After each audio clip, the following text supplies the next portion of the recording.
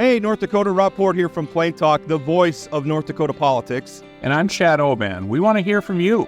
We're giving away $100 to one lucky listener who takes our new listener survey. It's quick, it's easy, and it'll take you less than 3 minutes to complete. Just head on over to plaintalksurvey.com by October 20th. Share your thoughts and you'll be entered for a chance to win. That's plaintalksurvey.com by October 20th. Help us make Plain Talk even better, and you could get free cash. Thanks for listening to Plain Talk. Now let's get back to today's episode. Love staying informed? Subscribe now and get unlimited access to local news, weather, and sports for just 99 cents a month for your first 3 months at inforum.news/join. Read every story, listen to every podcast, and download the apps that keep you informed and on the go 24 hours a day. So head to inforum.news/join right now to subscribe. What are you waiting for? Get 3 months of local news for just 99 cents a month at inforum.news/join. You're listening to Plain Talk, the voice of North Dakota politics. I'm your host, Rob Port. If I sound distracted, it's because I've been busy covering this story all morning. I'm joined by my co-host, Chad Oban. He's right of center, I'm left of center, both sides of the political spectrum. I think it's cathartic. I think it's a necessary and proper debate. I'm glad we're having it. And honestly, we have to do better. Okay. I don't know why I'm getting blamed for this, right?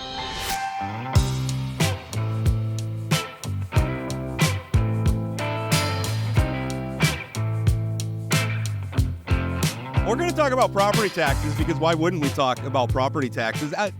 I say that, and there's a point to it. Measure 4 is probably on this November election for the state of North Dakota. I mean, obviously we have the national election going on, although North Dakota's results in that race probably aren't in doubt.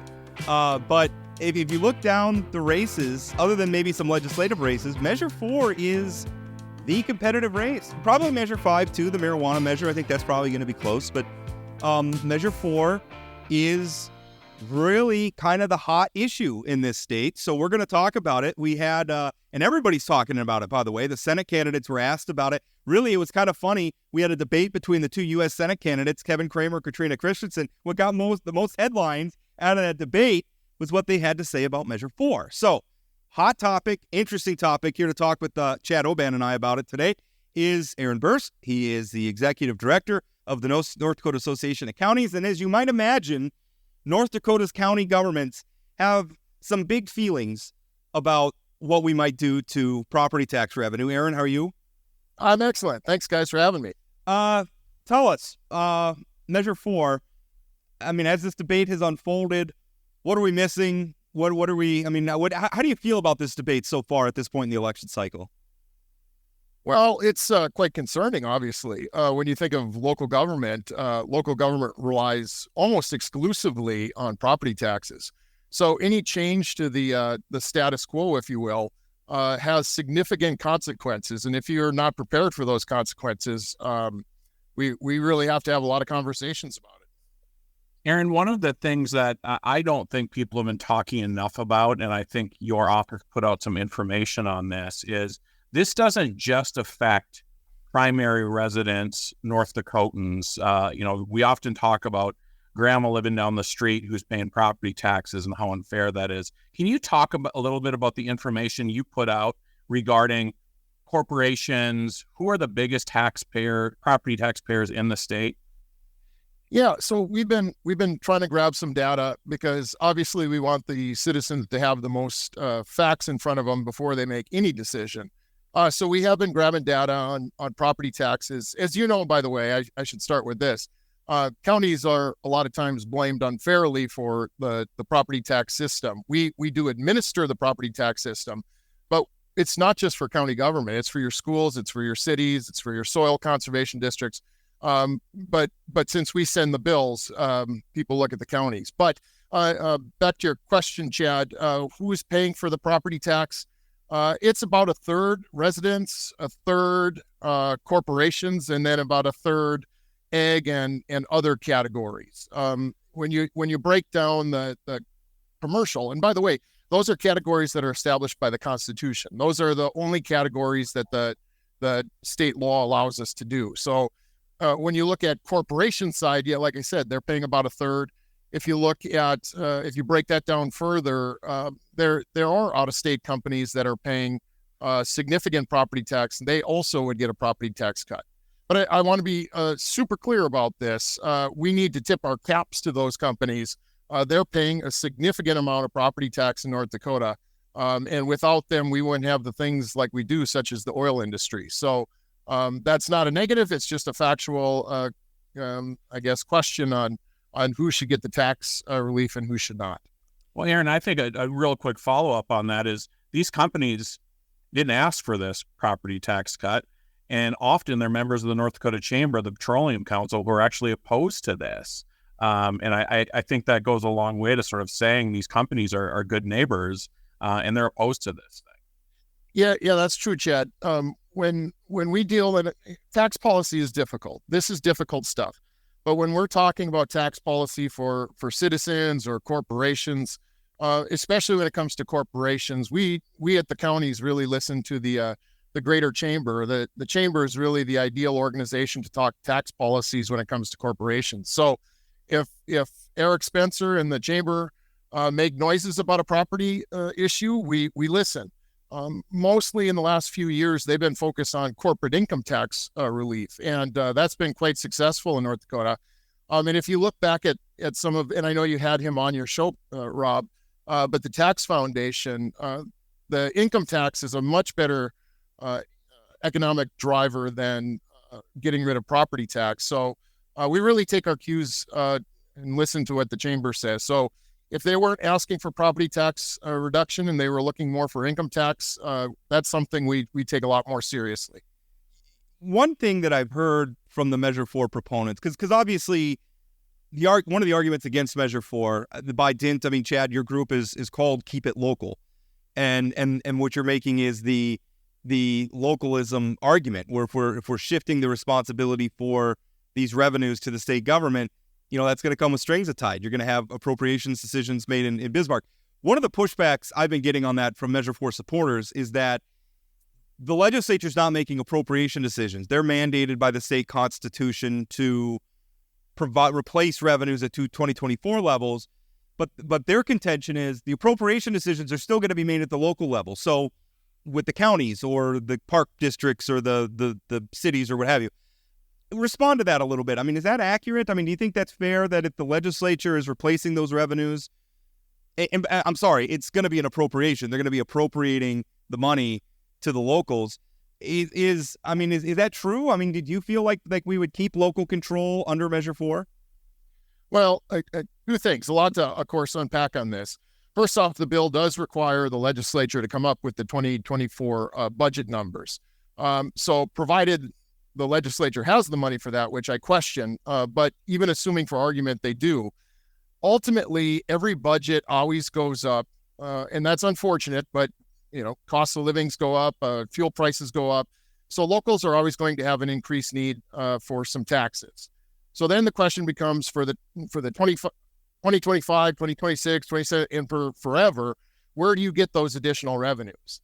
And I think that's kind of a misunderstanding when I hear people talk about this, that they say the locals can just put on another tax or a new version of property tax. But political subdivisions are creatures of the state. By definition, we can't come up with our new tax systems or new ways to tax things. That has to go through the state. So any revenue that needs to be generated going forward from 2024 levels would have to be done by the state. Now, the state could come up with a formula, or the state could come up with some sort of new taxation method. But until the state does that, we would be sitting in the wind waiting to figure out how we can fund these new needs. And so that's a concern. Well, that's a point I guess I hadn't thought about specifically in that context. I mean, obviously, if we pass Measure 4, we're going to have to find a new way to raise revenue, right? Something's going to have to give. We don't have $3 billion a biennium sitting around in Bismarck, unless we raid like the Legacy Fund or something, which is not, obviously, that's not a long-term solution. Eventually, we're going to empty out the Legacy Fund if we do that. I guess that it brings up an interesting point in my mind, because the measure says that the legislature has to replace the revenue, could the legislature replace the revenue by authorizing new types of taxes at the local level? Or and my argument is, I'm wondering if the language of the measure stops us from being innovative when it comes to, because if Measure 4 passes, we're going to have to do something, right? And it's probably something that nobody on this call wants to do. But if it passes, we have to do something. It seems to me like the language of the measure is going to create a problem when we're thinking about, well, what are the different innovative ways that we could do this? Because it seems like that's also preventing the legislature from even giving any local control back in some ways. Well, Rob, it's pure definition. You have to go to the legislature to get them to approve any new taxation method. So the thought process that there's a loss of local control, I don't, that might be the intent, but by definition, by going to the legislature to find a new taxation mechanism is a loss of local control. Yeah, but I'm wondering if even if the legislature authorized a new type of tax that locals could levy, does that satisfy that mandate for them to fund local governments at 2024 levels? Because I'm not sure that it does. Because then it would be, okay, we're going to authorize a new tax for locals, and also the legislature has to appropriate at 2024 levels. They're not going to want to do both. Right. Again, the two major portions of this is, where is the legislature going to get the money that's required to be paid to the locals? Now, I think some of the supporters would say, well, they'll just slash budgets on the state side and then they can pay for it, or tap the legacy fund. A couple of flaws with that. First off, the legacy fund is constitutionally restricted. You can't just raid the entire principal. And then the second thing is, if people think the legislature is just going to gut every state agency, that's wishful thinking and flawed thinking. So the legislature would have to come up with maybe some cuts, but certainly some tax increases, or would have to authorize the locals to come up with another way to tax citizens. And I don't know about you, but if I went in and voted to get rid of property taxes, and then the legislators come back and say, well, you're going to tax the property on X, Y, and Z now, I think there would be a bait and switch and the people would not be happy.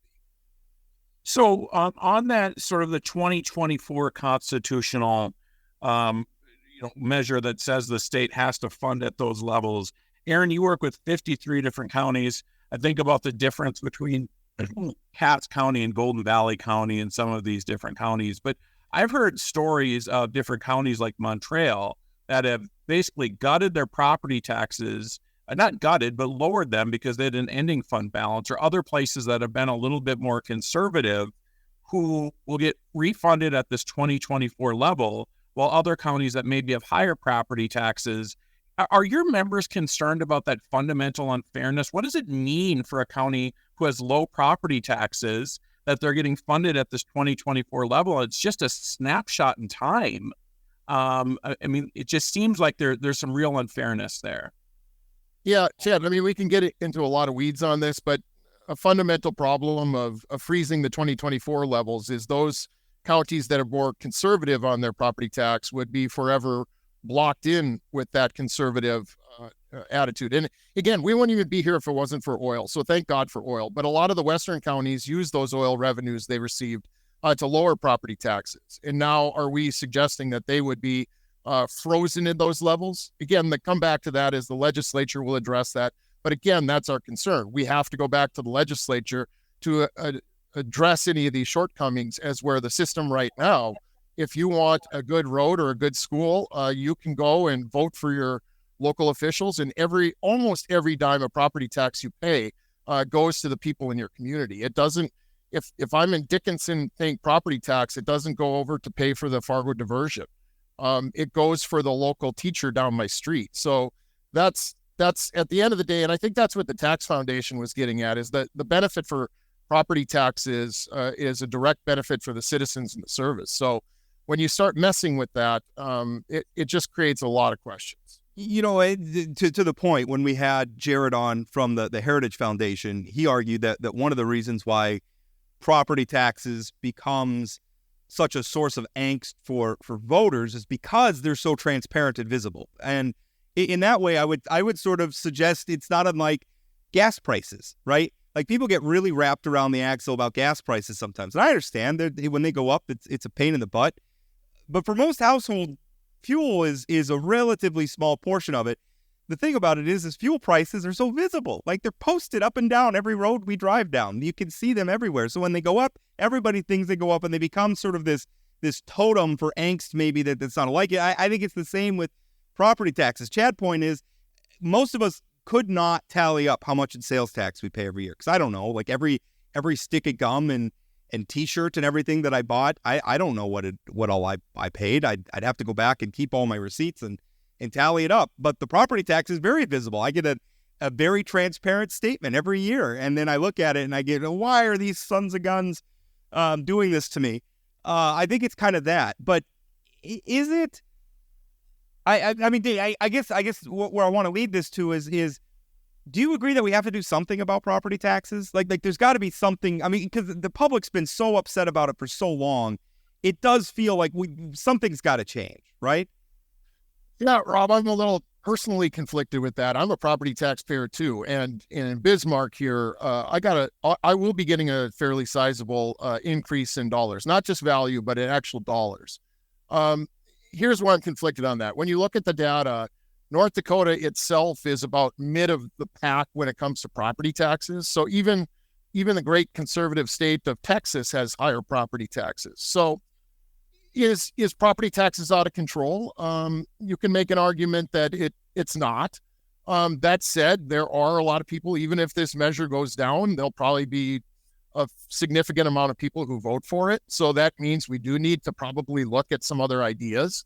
I do think it's critically important if the state does have some dollars that we look for other ways to reduce some of that burden. The legislature, to their credit, has been doing it. You can argue they haven't done enough of it, but they have been trying to lower people's property taxes. At the end of the day, I've been in county government now for 25 years. I have a lot of discussions about taxes, and the only tax that people like is the one somebody else pays. And so it's just shifting things around. I mean, you can go back to your sales tax. Sales tax could replace property tax. If you wanted to double the sales tax, that's kind of a stealth tax though, too, because you're paying it every time you buy a candy bar or fuel. I'm not sure if that's the best either. And obviously there's interest groups. The truckers would say, wait a second, why are we going to have to pay the vast freight of this? So there is no perfect answer. And anybody who comes on your program and says, I have the perfect answer for how to pay taxes is full of it. And that includes me too. These are complicated issues that need a lot of study, and just dropping it in as a constitutional measure puts everybody at risk, I guess, in my opinion. Aaron, this just sort of popped in my head as we're talking about funding things at the 2024 level. Obviously, the state already funds some things at the county level. They obviously fund things for school, a big chunk of school districts. Is there anything stopping the legislature from counting those payments as part of the 2024 reimbursement to counties? I mean, is it possible that the legislature will reimburse at 2024 levels, but that will cost other funding that's going to the political subs? Does that make sense? Yeah. Again, the ballot measure says the legislature has to pay for the 2024 taxes levied. Let me just use counties as the primary example. And I think the supporters I've seen some whiteboards where there are pictures in the paper. So counties receive what's called prairie dog, which is road funding. That's not based on taxes. That's the state, out of the goodness of their heart, giving money to help build infrastructure in North Dakota. Technically, the measure doesn't require prairie dog to be replaced. It only requires the taxes paid. So, and that again is a concern for the majority of my members is, well, all these other things that are in your budget that aren't driven by property tax, would the legislature look to gut those programs to help then pay for those taxes levied in 2024? I don't know the answers. I think there's a ton of debate among this. What I would say is if this passes, we're going to have a significant amount of time, probably, and I'm not making this up, but probably a decade of legislative action and court actions to figure out what this even means. And in my opinion, the juice isn't worth the squeeze. We can still go back to the legislature and look for ways to try to address property taxes. Maybe we shouldn't pay for certain things with property taxes. But that's really a complicated discussion that we need our leaders to step up and help us through. Do you feel like one of the things you're hearing proponents say all the time is there's so much fat on the bone in local government. The only way to stop them from increasing spending all the time is to deny them the revenues. I hear that argument a lot from proponents. Address that. Yeah, I mean, I think that's a legitimate debate. I think we have to have that honest discussion. Property taxes are put on citizens through local government who are elected. Ultimately, property taxes are driven by spending decisions. Do we have to have a conversation about how much we spend on the local side? Sure. Now, do I agree that there's a lot of fat on the bone? Again, I've been in county government for 25 years. I don't know of any county person who's getting rich. Most of the counties that I go to, they're driving sheriff's vehicles that are still rusted out. And so, yeah, I think there could be some budgetary constraints. I'm not sure if the citizens are going to like that. If they vote for people to have a good classroom with a teacher for every 25 kids, I think there's an expectation that that's what's going to happen. Should we have the conversation? Yes. Where that will go, I'm not sure. Yeah, Rob talks about this all the time. Does seem to be this disconnect between, we have this expectations for certain services, and then we complain that we have to pay for those services, right? I mean, if you're going to cut taxes, you're going to have a loss of services somewhere. You can't expand the footprint of a city and have more roads, more curb, need more fire, more snow removal, all those kind of things, and expect taxes to stay the exact same. Stuff costs money, and I think, Aaron, I appreciate you saying we have to have an honest conversation about this, because sometimes I think when we're talking about property taxes, it's sort of like that Spider-Man meme where everybody's sort of pointing at each other, and the counties are pointing at the state, or the states are pointing at and I shouldn't pick on counties, I mean all political subs when I mention the counties. So what does that conversation look like? We're going to have a new governor. We're going to have some turnover in legislature. This thing is either going to pass or fail. I think if it passes, this conversation ends quickly and we just move into chaos mode. But what would it take to get political subs and legislature and taxpayers sort of in a room to figure out something that maintains local control, slows down the increase on property taxes? Do you think it's hard, right? I mean, you've explained why it's hard. Can we do hard things in North Dakota when it comes to property taxes? Well, I think we can. I mean, I guess the principle of property taxes is you pay for things that directly benefit your property. A couple of sessions back, and you guys know this, we got rid of social services, and because we said there's no connection to having good social services with your property. I mean, there is, but not directly. So the legislature took over social service funding and then took 20 mills off of the table, which means that can't come back. That's some lasting change. And I think those were some hard conversations too. And still, even to this day, whether that was a good thing or a bad thing, whether the state picks up those tabs. But I think those are conversations we can have and should have. What should property taxes pay for? And I hate throwing these out because then it looks like I'm picking on somebody. But right now, and it's small potatoes. It's very small. But the School of Medicine, UND School of Medicine, there's a 1 mil on everybody's tax that pays for the School of Medicine. Does that directly benefit your property? Probably not. So maybe that should be paid for by state funds. I think all of those conversations need to happen and can happen. But at the end of the day, the local governments are elected for a reason. And if you don't like them, philosophically, you should kick them out of office. I know easier said than done, so I'm not trying to dismiss concerns, but I think we can. I think we are. Everybody's going to see a $500 credit for your residents coming up. I think that's important. But yeah, I mean, I want to offer myself. I'll be at the table, and anybody, when we're done with this, if they want to email me one way or the other, I'd love to listen to what people's ideas are. It's just everybody's got an idea, and it all depends on who thinks that idea is good or bad too. Right. Yeah, I do think, and Chad and I have talked a lot about this, being that whatever happens with Measure 4, if it does fail, I think the wrong message to take away from that would be, the taxpayers don't want us to do anything. I think the message will be they don't want to do Measure 4. I think they'd still want to do something. Talk a little bit. It seems to me Bob Harms brought this up. We had him on the show for a debate with a proponent, Tony Gehrig, former Fargo City Commissioner, who's supporting Measure 4.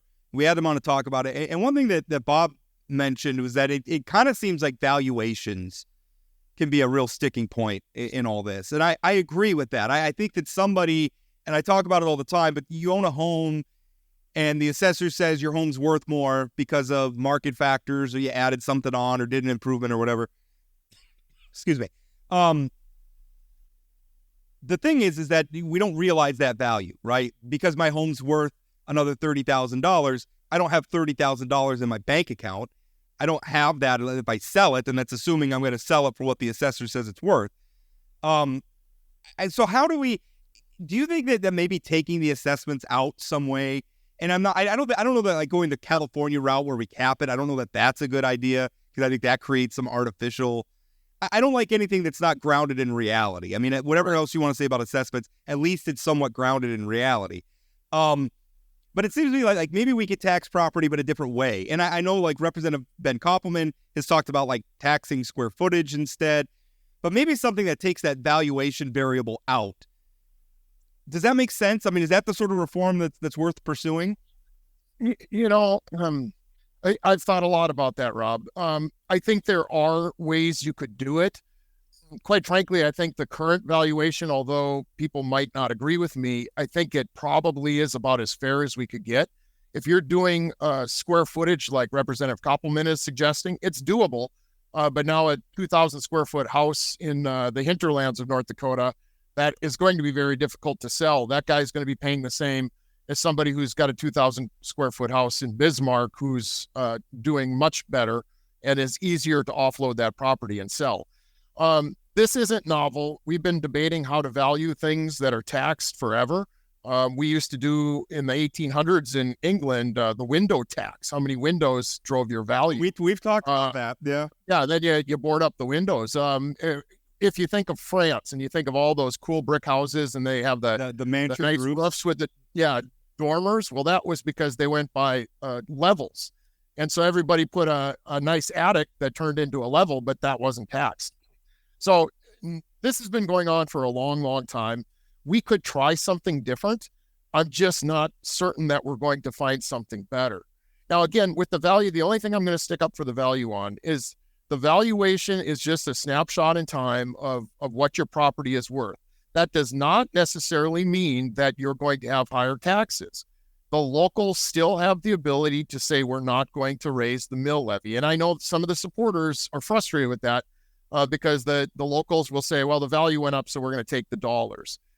That's bad on the local official. That isn't the case. They don't have to do that. But again, even if we change to something else, we're still going to be having that same debate on whether that tax is a good tax or a bad tax. It won't solve the problem. And anytime, as you mentioned, Rob, you artificially change those values, that just distorts the market. And now somebody's going to be paying who probably is unfairly picking up a bigger share. You're gonna get bubbles or shortages. Well, one of the other. You sure will. When you control prices, you'll affect the markets. You're going to have people not wanting to sell houses because they're going to get whacked when they go to the next house. You can't downgrade when all the kids leave because you're going to have to pay more on a smaller house. So it really distorts the market when you kind of start doing that. Is there some complaints about property tax and valuations? Yeah. Look, one last thing I want to tell you though too when it comes to property tax, it is different across the state. A lot of low economic development counties are not seeing values increase. Taxes are relatively flat. Where we're really seeing the frustration is the large growing communities where values are increasing rapidly. Which is also where most of the voters live. Right. But which is a good thing. You would rather see your community having economic growth where you can turn around and sell your house. I don't want to be upset that my house's value is going up. That's not a bad thing. But on the other hand, it's like I'm I'm never gonna sell the house that I'm living in right now. Right. This is my forever house. So whatever valuations go up, my children might realize it, but I'm not going to. Right. Yep. Totally. So One final thing that when I go around the state, and I think we all know county commissioners and city commissioners and school board members, and when I think about who those folks are, these aren't some lefty socialists who are getting into local government because they want to spend more money.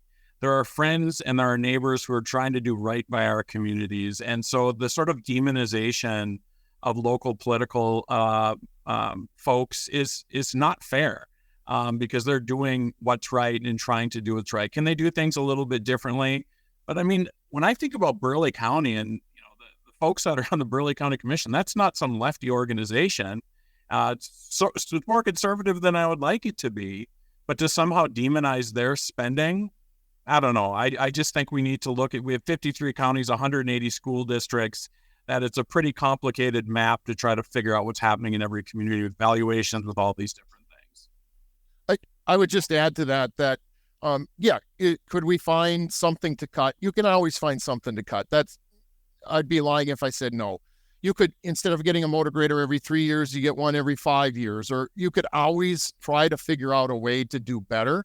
But again, by any metrics, when you look at North Dakota's tax policy, sales tax, property tax, income tax, we are a relatively low tax state. And I know that's a tough message to tell people because we can do better. But I don't see a ton of, on the local side, spending just to spend. Do you need 5 deputies or 6 deputies is the question most county commissioners are asking themselves. Not should they, build a $200 million sports complex. I agree with you, Aaron. I think if we really got down to the nitty gritty, I think what is really driving anger about property taxes is not so much that they're super high relative to what the tax burdens, overall tax burdens that people in other states are carrying. It's that they can be unpredictable. I think that's hard where that statement shows up, and sometimes there's some sticker shock. And also, I think sometimes people conflate the situation with specials, which is not addressed by Measure 4 and which is not a part of this, but it can surprise people, kind of come out like a bolt out of the blue. All of a sudden, it's like, what? You're putting in new street lights and I got to pay this? Those things are hard. And so I think the sticker shock part of it is something that we can address. I think we can find a way to do that that maintains a lot of what's good about the current process, but maybe gets rid of that. Because that's one thing I think one property of good tax policy is that it's predictable. And I think that's something that we could do better with property taxes. That's all the time we have, though, Aaron. Thank you so much for coming on. I really appreciate it. Yeah, thanks, gents. Anytime. The cold cases you see at The Vault have captivated readers across our region for years.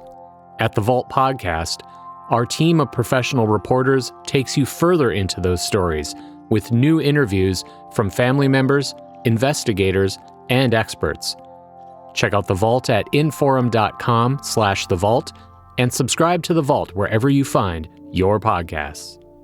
All right, just finished up with Aaron Birst. He's the executive director of the North Dakota Association of Counties, which I guess, if you don't know what the Association of Counties is, they're basically a group that helps the counties not only work with the legislature, right? They're kind of the voice of the counties at the legislature, so they lobby and things like that, but also help, coordinate the counties working together, right? Where, one county in one part of the state is doing something and they can share information with the county in the other state.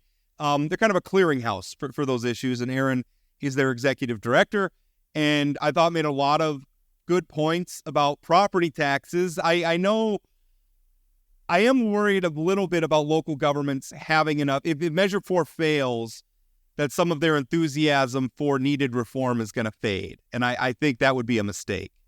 Yeah, which would be a mistake. I also think in the conversations I've had with legislators and other potential executive branch folks, something is going to get done on property taxes. And I think local political subs can either be at the table or be on the menu. But I mean, I think Aaron does a really good job of talking about how complicated this is, right? I mean, there's a reason why this hasn't been fixed in decades, because it's so complicated and everybody sort of has different skin in the game. But I also think you've got conservative legislators working with conservative county commissioners, school board members, and that kind of thing. So this idea that there's some kind of crazy spending going on, it doesn't add up. Right? Well, a lot of those conservative lawmakers, there's a faction in North Dakota, a lot of whom are supporting Measure 4, who don't think they're conservative. Yeah, that's fair. But I think the other thing, I've been thinking about this in terms of school. I mean, the state pays for about, 65, 70% of schools right now. I mean, the legislature could simply say, okay, there's the money to replace the property taxes, and then cut that state funding. And our schools would really be in a tough, there's nothing that says they can't just stop paying something with the left hand and pay it with the right hand. And I think there's a lot of Measure 4 people who would say, good, there's fat on the bone, they should cut. I mean, that's part of what they want. They want to starve some of these local governments. And the thing is again, I don't think anybody who's participated in this podcast today is going to deny that there is probably fat on the bone. That's one of the complicating factors, is the amount of fat on the bone is going to vary from geographic place to geographic place, and then even within those geographic places, from jurisdiction to jurisdiction. Maybe the county's doing a great job keeping their budget in line, and maybe the park district's doing terrible. I don't know. I don't live where you are. That's kind of your business to figure that out. Yeah, I think what frustrates me is some of these proponents who see more fat on the bone than I do are the same ones that bitch when their street doesn't get plowed within 12 hours after a snowstorm. And they can't figure out that, well, our property taxes pay for those things, or that there's more crime in their communities, or there's 35 kids in their kid's second grade class, right? I mean, there's this disconnect between what we pay and the services we get. And I think part of the reason for that is North Dakota has been very fortunate in terms of having oil and other things where we've been able to increase spending while cut taxes, right? So I think there's a whole group of that, by the way, is great politics if you can increase spending while cutting taxes. But I think it leads to a group of voters who think, well, I shouldn't have to pay for anything because I'm paying so little. No, one thing that has worried me, as somebody who has supported those tax cuts, I do think we need to maintain people with skin in the game. You have to. I don't want to go down the road of the federal government. The federal government lives in la-la land, where they can increase spending and cut taxes and then finance the government with massive amounts of borrowing. Not only can the state of North Dakota not do that because it's illegal, we have to balance our budget as a matter of law, but also it's just bad policy. You have to have skin in the game when it comes to paying for your government. If you want a new water slide at the park, that's going to have an impact on the property tax, or on the park district portion of your property tax bill. That's reality. You have to pay for what you get. And we shouldn't have, but I think you're right. A lot of so-called conservative supporters of Measure 4 want to live in a fantasy land where they can get all the government they're getting currently and don't have to pay for anything. The city of Fargo just is going through a very interesting exercise in this, where arguably they have spent too much money. And they've been spending a lot of money in some ways that probably aren't real high priorities. One of the things they just cut is their diversity, equity, and inclusion office. And you know what? I think they were probably right to, saying that not as somebody who doesn't want, people of different races and cultural backgrounds or whatever to get along. I'm all for facilitating that. I'm not sure what that organization was accomplishing. And when the rubber's hitting the road on their budget, they had to make some tough cuts. Yeah. And so there's a perfect example of places where I've seen other things in those forum stories about things that could be cut before that department would be cut, right? But neither of us live in Fargo, so that's their decision. Sure. I think Fargo is going through this transition between a big North Dakota town to more of an urban place, and some of the issues they're dealing with, and it's fantastic. It's a more diverse community, and but there's a larger population there than we had 10, 15, 20 years ago. It's exploding, right? And then when the population gets bigger, Fargo increasingly is becoming, even more than it was previously, a hub for maybe people who have problems and need to be getting treatment, and that's bringing them to their community. And it's good. We want them to get treatment, but on the other hand, they bring challenges with them. Yeah. Yeah. So and again, I think this all goes back to the same thing. When I compare Golden Valley County to Cass County, those are very, very different places with very, very different needs. I don't think legislators who represent downtown Fargo should be involved in deciding what the communities in Golden Valley County need or want. I agree. But yet, it's also funny to me because you hear a lot of the Measure 4 supporters, they're also complaining about our spend-happy legislature, which, hey, they have spent a lot of money. The oil boom has enabled us spending a lot of money. In fact, I would argue that one day we're going to have a comeuppance where, we're going to have to get back to reality, to where oil's just not going to fund everything and the rest of us can live in low-tax fantasy land. But there is a point at which it's like, okay, you're not happy with the way the legislature's spending money, so now you think we're going to lump all this new responsibility on our part-time legislature, who you already don't like, and things are going to get better? And I've heard some of the proponents go as far as saying, well, I think political subs are doing okay. It's the legislature that spends so much. So that's how we're going to have to force their hand.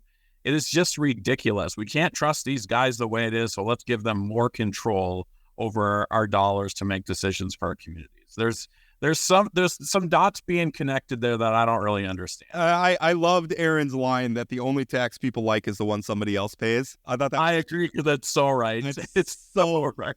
Not only is it a nice glib line, it adds the virtue of being accurate. It's sort of like we like local control as long as the locals are doing what we think they should do. Yeah, yeah, exactly. All right, so we got some new polling that we should talk about from the North Dakota Newspaper Cooperative, and it came out, and the results are, because the interesting thing is I was able to get my hands on some polling from the Republican statewide candidates, and as luck have it, they used the same polling firm as the North Dakota Newspaper Cooperative, which the Katrina Christensen campaign has been making an issue about. They think it's a Republican pollster and the numbers are off, and they have their own polling that shows that Senate race being a lot closer than the WPA results did in both for Senator Kramer's campaign and also for the North Dakota Newspaper Cooperative. But I don't know. I'm having some troubles with the North Dakota Newspaper or the North Dakota News Co-op's polling. And one of the things that kind of throws me off a little bit is just the very high number of undecideds in each of these races. I mean, I'm looking at the gubernatorial race. There's like 20% undecided. I'm looking at the Senate race. There's like 16% undecided. Also, they included Kristen Hedger in that poll for some reason, which they said it was a mistake because the Washington Post, I guess, and some tracker had her listed. Kristen Hedger filed a statement of organization. Because I have some backstory on this. Kristen Hedger filed a statement of organization for a Senate campaign in 2021, ahead of that would have been in the 2022 election cycle. When I saw it popped up, I called her immediately, like, oh my gosh, we got a new Senate candidate. And she said it was kind of a joke, and she wasn't really running. She wasn't interested in running. And she hasn't filed anything else since 2021. So, I never wrote anything about it because she was a nothing candidate, but somehow she ends up in this poll, which is not great. Ballots have been printed. I mean, the pollster could have simply looked at the ballot and determined which people are on. Yeah, this poll was in the field in late September, and the ballot's been finalized for weeks and weeks since June. So I just don't know. I don't know. Correct. It wasn't finalized in June because people could still file, like put in signatures. Right. So certainly before the end of September. Yeah, you're right. I apologize. Although I think the signatures, well, maybe it's not. Maybe that's August. I don't know. I don't know the deadline. It's been, the ballot's been finalized for weeks. We'll put it that way. I feel like it's like September 6th, or like it's early September, but it long enough to get the U.S. Senate candidates correct. That's right. So anyway, but going down, like I'm looking at the Measure 4 result. I'm not yet. There's Measure 3. Here's Measure 4. Or 33% say they're undecided. Chad, that does not, given how long we have been debating property taxes in the state, given that we had a similar measure in 2012, North Dakotans are deeply familiar with this issue. The idea that 33% of them are undecided in late September on Measure 4 just doesn't. Yeah. So what I would say is I took the polling and sent it to both conservative Republican pollsters that I've worked with and Democrat pollsters. And both of them said that the problem with this poll is that 68% were done text through web. So that's an online version rather than phone calls, which is a new way to do polling to make sure you get like a younger sample. But most pollsters say that you should never have over 33%, maybe even 30%, maybe up to 35%, but 68, you end up with a skewed younger and maybe less informed voter because it's just people that are, getting the text messages or whatever. I think looking at all the partisan questions, looking at all of the measure questions, the thing that jumps off the page is the amount of undecideds. I mean, that just jumps off the page. Again, having seen polling in a lot of these races like you have, it just doesn't add up. As a matter of fact. But I should say, we're not tearing this poll apart because we necessarily dislike or disagree with the top level conclusions. I mean, it has Trump winning with 59%. That's probably right. It has Armstrong, winning with 54%. By the time you consider which way the 19% of undecideds in that race are going to break, you're probably going to see Armstrong up in the 60% region. But my concern, Rob, is that they released a poll for the Republicans where the undecideds were far lower than this. I mean, it just doesn't make so really the what they used in terms of getting their sample was different, and that skewed the undecided numbers. I don't think it necessarily skewed the margin, but it the undecided numbers. So the two things is, I think the difference between the two polls is the methodology. If you look at the one done in the memos that they provided to me, it says that they did landline and cell phones. This one included a significant, as you mentioned, a significant number of texted surveys where they text out a link. I think that's the difference. I think the number, it just made it a lower quality poll. That being said, I mean, I think at the top level, by the time you shake out some of the undecideds, it's probably going to measure. I mean, the Republican candidates are probably going to win. I mean, that's what it's saying. Right. Yeah. I mean, here's the deal. The Republican candidates are in good shape. I think Measure 1 is going to pass. Measure 2, I think, is a coin flip. Measure 3, I think, is a coin flip. Measure 4, I think the numbers are probably a little bit more no than yes in that poll. And then Measure 5. Measure 4, it was 28-40, so 12-point lead for no. But again, 33% undecided. Yeah, and I think often on measures, if you're undecided, you end up voting no. I think, or split down the middle or something like that. Yeah. So, but Measure 5 again shows, it really close. If I was involved in the Measure 5 campaign, I'd be particularly annoyed with this poll because it did oversample young people. And young people, I mean, there's a huge generational difference between on Measure 5, the recreational marijuana. So I think there's some flaws. I don't know that they're going to get the races wrong necessarily, but I don't think. Well, I was surprised that when Katrina Christensen came out and was complaining about this, she was complaining about the WPA had done work for both the Republican candidates and the newspaper cooperative. The bigger issue is they pulled a Democrat in that race who's not in the race.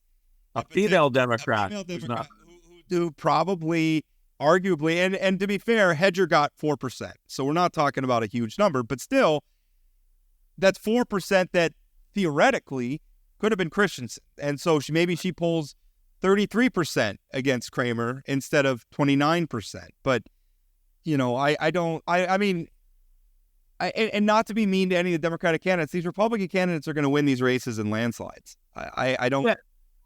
Yeah, I think that, as we've talked about before, I mean, I think it's the margin that matters, right? I think Katrina and Trigby in particular have done a good job. Katrina's been she's been on TV and doing all those things.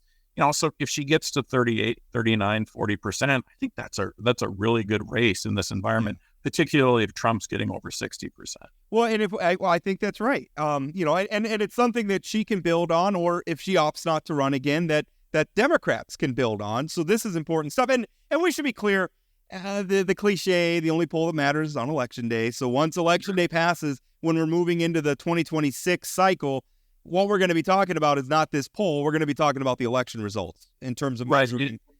But I think we can sort of, just as observers of this thing, see the race that Katrina's running, and it's one of the more quality Democrat campaigns we've seen in a long time. I want to go. WPA is a respected pollster. I know they've done a lot of polling. I think the Hedger mistake's not great, and I think that the methodology in this one probably didn't set them up to do the best measurement of this race. This poll is not wildly off.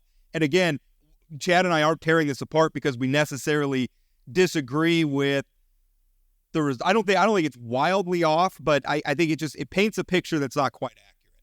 Listen, as somebody who's been involved in paying pollsters and paying for polls, you often will get different options from a pollster. And it is a hell of a lot cheaper to do the text to web than to do phone calls. I mean, listeners can imagine if you're paying phone vendors to make individual phone calls versus hitting a button and sending out tens of thousands of text messages. So I understand the reason for it. Like, it is a cheaper way to get information.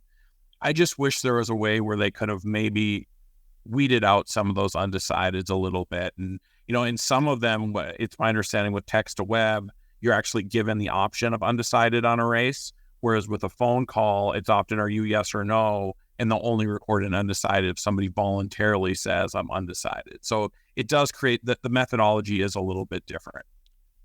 Were you surprised, speaking about this, and I mentioned it during our discussion, were you surprised when Senator Kramer came out and took a position on Measure 4? And I shouldn't say took a position. I mean, I guess what he said is he was leaning for it, leaning towards it.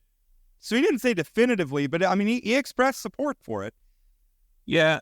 Was I surprised? I was more surprised that they asked in the U.S. Senate debate about Measure 4 when you've got, 18 different international conflicts going on and all these different things. I mean, the Middle East is on fire right now, but yeah. With that being said, I don't know that I was a little surprised, but I also know, like, during the primary, he gave money to Fedorchak and to Becker. I mean, he does a pretty good job of sort of towing that line. With that being said, he's leaning yes. Kelly Armstrong's a strong no. Every legislative leader is a strong no. 110 organizations are. So it's basically a wishy-washy Kevin Kramer and Farm Bureau versus the rest of organized politics. I perceived it. I think Kevin likes to keep, when we talk about the divide in the North Dakota Republican Party, I think Kevin likes to keep his feet on both sides of that divide sometimes. And he does it very effectively. And he does it very well. The man is Fred Astaire when it comes to that sort of stuff with his footwork. I was surprised at the question. I don't know that I would have asked that. I mean, sometimes when Senator Kramer's on, I like to talk to Kevin about that stuff because I think he's got very good political instincts and he's willing to talk about it. So sometimes when it's one-on-one, when he's been on the podcast, we've asked him about state level position because he's held just about every position in North Dakota politics you can. He's worked in state government. He's held statewide elected office. He's held federal office now. He was a state party. Career politician. He was a state party chairman. Oh, now come on, Chad. You and I both. Experience in office is a good thing. Yes. Yep. But yeah, I mean, so I respect his instincts a great deal. And the other thing is, as we're talking about this, Chad, you have not had a chance to read the story yet, but I filed it. Is about a situation at the North Dakota Industrial Commission that I think is kind of interesting. One, it kind of just from a taxpayer watchdog perspective, the current Karen Tyler, who is currently the longtime securities commissioner for the state of North Dakota. For those who don't, that's a cabinet level position. It's appointed by the governor. She's now served under 3 governors, Hoeven, Dalrymple, Burgum. And she was appointed, or she was hired on to be the interim executive director of the North Dakota Industrial Commission. Now, if you don't know what the North Dakota Industrial Commission does, they do a lot. They're probably one of the most powerful policy-making bodies in the state. They are made up of the governor, the attorney general, and the ag commissioner. They oversee oil and gas regulation. They oversee the Bank of North Dakota. They oversee the grain mill. They do a lot. They hired her on to be the executive director. And it was an interim thing because their previous long-serving director, she retired. They brought her in. That's not that unusual to see sort of an agency head wear 2 hats for a while just to fill a vacancy. That makes sense. But in June, they removed the interim and they made it permanent. And then at their September 30 meeting, I think it was September 30, but just a few days ago, they gave her a raise. They gave her a $40,000 a year raise plus a $6,000 plus raise that was in line with the legislature's 4% raise for state employees. And now she's making $106,000 a year at the Industrial Commission and like $140,000 a year and change at the Securities Commission. And it stuck out to me, Chad, a little bit because for a couple reasons. I think for one reason, I'm not convinced that one person can do both of those jobs. Those are both very big jobs. The Securities Commission just had the Agridime, Ponzi scheme that just came through. I know they're involved in the investigations around Epic companies, and we haven't seen not even many of the first dominoes fall on that yet. But also the Industrial Commission is hugely busy. I mean, we've got carbon capture going on, oil and gas, which is a full-time job. That's weird to me that one person is going to fill both of those jobs apparently permanently. But then also, I mean, we're making hiring decisions. We're going to have a new governor sworn in December, and we're making some hiring decisions, which I think is kind of an interesting political dynamic when you look at how ugly things got between Lieutenant Governor Miller, who is Burgum's chosen successor, and Kelly Armstrong, who is likely to be our next governor. It's an unusual situation. I wrote about it because I thought it was something the public should be aware of. Yeah, it's interesting not understanding sort of the internal Republican politics and relationships and that kind of thing. If they not rush through, but if they made this decision to make Karlene I'm sorry, not Karlene. Karlene Fine was the previously the director at the NDIC. Yeah, but to make this decision for the permanent interim of the Permanent Industrial Commission executive director now, rather than waiting until there's a new governor, was that a conscious effort to sort of push it through before the new governor had a say in this? But I'm with you. I don't understand why they wouldn't just replace Karen as the Securities Commissioner and she moves into the Industrial Commission job. Like, was there any explanation of why they wouldn't replace her and why so she's doing two jobs and they're separate jobs? I mean, like, they didn't combine the job titles. It's just literally just one. I don't think you can combine the job titles. One's a cabinet level position that deals with basically capitalism in North Dakota, right? It oversees, it protects investment things. They do some stuff on insurance. These are very different jobs covering very different. You really can't combine them. I mean, it's not like you're combining, two health department jobs or something. These are very different policy areas. When I worry about the people who work in these two departments, right? If all of a sudden you've only got a half-time lead, a half-time boss in those places, that does mean other staff is going to have to pick things up.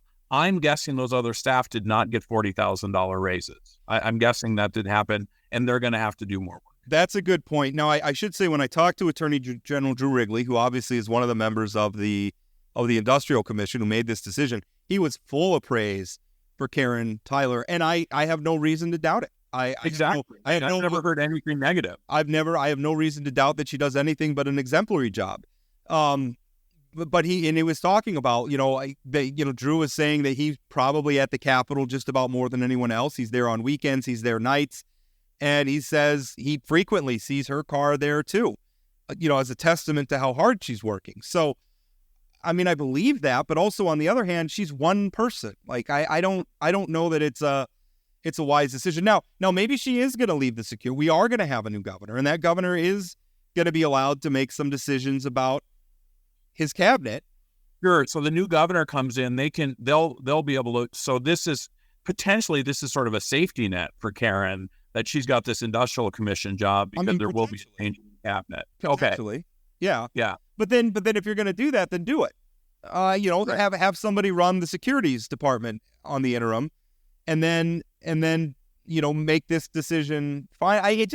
It seems weird to me, and the idea that we're paying both, and she is, in fairness, Karen Tyler did not get a reduction in her Securities Department salary. She is still making significantly less. I think the number's about $30,000 less than Karlene Fine did previously. So you could argue The taxpayers are paying less Sure. for these two people, but then on the other side, maybe we're also getting what we pay for, because and not to impugn Karen Tyler's competence at all, but again, she's doing two full-time jobs. I don't think it's fair to expect anybody to be 100% at both. No, Rob, with all that being said, we can only have one governor at one time, right? And so Doug Burgum is the governor until he's not the governor anymore. Why shouldn't the current industrial commission with Doug Burgum on it make this determination? Because he's still the governor. They can. It's legal. It's legal. I would say, just as a matter of custom, I think you understand that we're going to be transitioning to a new leader. And I think good leadership from our current governor entails recognizing that, and not trying to lock some decisions in as a lame duck governor that the next governor has to live with. Yeah, particularly when it's the same party to the same party, likely. Yeah, although I would argue any party, when we're talking about at the presidential level, and we talk about some presidents have made the transition really hard, others made it really easy. I think the good presidents make it easy, because again, it's not about you and your agenda. It's about what's best for the state of North Dakota. Well, what's best for the state of North Dakota is a smooth transition. Right. Yeah, this is really interesting on how the next couple months are going to go. I mean, you had mentioned earlier potentially some seats on the Board of Higher Ed and how those are going to be handled. I'd like to learn more about that, but I think did you say there's 2 seats that are coming up in the Board of Higher Ed? There are 2 seats that they're currently soliciting applications for. Those applications are due right after the election. I want to say November 11th, but that days after the election, suffice it to say, within a week after the election. At which point, once those applications are in, the governor can choose one at any time between then and December 15th, when the new governor's sworn in. Yeah, I would hope he wouldn't at that point, right? I mean, after the election is over, I would hope that he doesn't choose those people. He lets the new governor make that determination. I agree with that. And whoever the governor is, maybe it's not. Maybe it's going to be Michael Coachman. Who knows? But we have an election. Maybe it's Merrill Pepcorn. So, based on, I think I've told you this, based on my block right now, and the yard signs on my block, Coachman's got 2 votes, and the other 2 candidates have 0. Okay. And now that we've heard from the yard signs, I guess we know how the election's going to go. And my block, I think the same family owns both houses too, but unclear. If we're going based on yard signs, based on the yard signs Rob's seen around Minot, Kamala Harris is going to win North Dakota. So, really. Wow. Yeah. Not say that there's no Trump signs, and believe me, the people who have Trump signs have several Trump signs and flags and everything else. But I have seen more houses with Kamala Harris signs in Minot than I have Trump houses. That is really interesting. I think the same thing goes for Bismarck, but in my neighborhood, it's probably a purplish neighborhood, so maybe that's not surprising. It could be that maybe the Republicans haven't gone out and done a lot of walking yet. I mean, a lot of times you'll see a lot of signs pop up, and you just know, the door knockers were through the neighborhood. But not for presidential. Usually presidential, it's enthusiasm of people proactively going to get yard signs. Yeah, although when I saw that Kamala Harris ones pop up, I also saw Christensen, Hammer, some others pop up all at the same time. So I guess I perceived it as they were making the rounds, which good on them. That's part of how you win. But yeah, I thought that was kind of interesting. A wise man once told me, Chad, yard signs don't vote. Yep. That is absolutely the truth. All right, what do we have? So coming up next week, we're actually going to have on Senator Axman on Wednesday, talking about some of the. You may have seen some headlines about a school choice committee that was closed to the public when maybe it shouldn't be. A secret school choice committee. I think the senator would probably acknowledge. I mean, I think she feels she did it the right way. I think she'd probably, with 2020 hindsight, say that was probably a mistake. That being said, there is an interesting debate going on there that's worth talking about. So we're going to talk with her about that on Wednesday. And then coming up on the 11th, we're going to stay on the topic of education, because on Friday next week, we're going to be talking to the 2 candidates for superintendent, Kirsten Baszler, who has been the incumbent since 2012, and Jason Heitkamp, who is a former Republican state senator, and is not a Democrat, despite what his last name might make you inclined to think. Yeah, I look forward to that debate on the 11th. We might have to have the mute buttons ready for that one. We'll see. And the thing about it is, we don't really have them. So we're going to... So far, these debates have been great. I mean, the folks haven't talked over each other. People have had good conversations about issues. I hope it stays in spirited disagreement, right. But cordial disagreement. So everybody has been great, the debate. But that'll be our last one. And then after we do that debate, I'll probably do a roundup, a column where I got everything in one place. Because we've put a lot of work into this. I think we've really done a good job with a lot. And I've heard from a lot of feedback from people who've really been enjoying the discussions we've been having about them. So if that's the case, that really makes me happy. All right, I will tell you, Rob, that Measure 5 debate is still one of my favorite sort of real conversations about an issue that's very emotional and complicated. I thought both Pat Finken and Steve Bakken, who are the pro and cons on that measure, both did an excellent job. Right. It was a great conversation. All right, we're going to put a pin in it there. Thank you for listening. We'll talk again. That's it for today on Plain Talk, the voice of North Dakota politics. Plain Talk is a production of Forum Communications Company. Got a question, comment, or suggestion? Send me an email at rport@forumcom.com. That's forumcom with 2 M's.com. If you haven't subscribed to Plain Talk yet, you can find us on YouTube or your favorite podcast platform like Spotify or Apple Podcasts. For those of you who are already hooked, give us a rating or review. And don't forget to share or tell a friend. Special thanks to my co-host Chad Oban, and from myself and everyone at Plain Talk, thanks for listening.